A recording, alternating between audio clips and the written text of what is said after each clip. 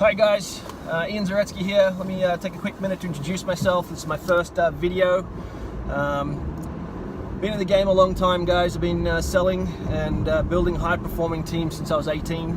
Recently had the pleasure and the honor of building 3 separate high-performing teams for XBO, and now recently for a company called JMR Holdings as CEO over there. So guys, I've held president's positions, director positions, but more importantly, I'm a people developer, first and foremost, and a sales guy at heart.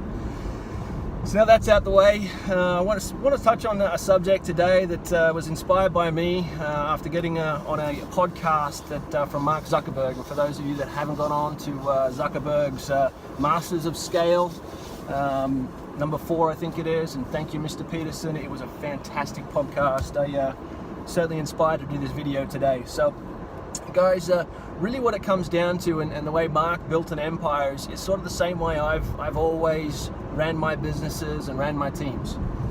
And the idea of that is moving fast and breaking things, right? Taking that sacred cow out to pasture and shooting it.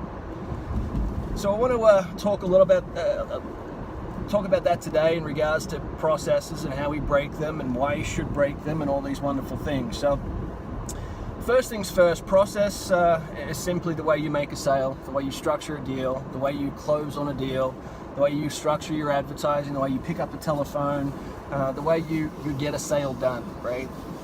So that's a very, very high look at processes, and certainly there's a lot more to it. Sales is a science. As we know, it's some guys have got the gift of the gab, but I can tell you the guys that understand the science are the ones that are truly successful. So I want to talk a bit about that today, and the first part of any process in sales is certainly picking up the phone or making that first deal, right?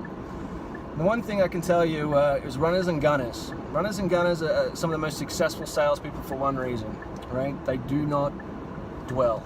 They do not wait. They move very, very fast, and they certainly don't have any fear of embarrassment. They don't have any fear of fumbling. They don't have any fear of making mistakes. So at the end of the day, a runner and gunner doesn't overthink things, right? They pick up a telephone, they make an advertisement, they get out there, and they're not in a holding pattern of fear. Fear is certainly the number one reason people don't make sales. So a runner and gunner in my mind is somebody who moves fast and breaks things. So I want to move on to the breaking things piece. To me, breaking things is doing something different on every call, doing something different than you would do every day. Every sale has to be done differently. If you've got a pitch book, if you've got a way you do things today, a process in which you try and make a sale and you do the same thing every day, you're going to be partially successful. Certainly more successful if you've got a mentor, and a mentor imparts some of those processes on you. But if you want to be a highly successful salesperson, you've got to kind of think like Zuckerberg, right? Who would?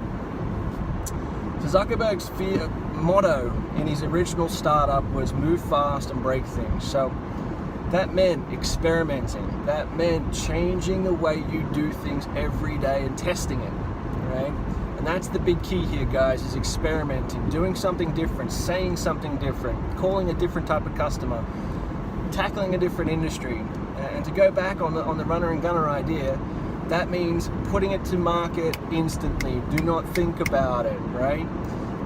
Certainly one way Zuckerberg built his industry and built his empire was experimenting and testing, and he had no fear in getting out there and doing something different, every day.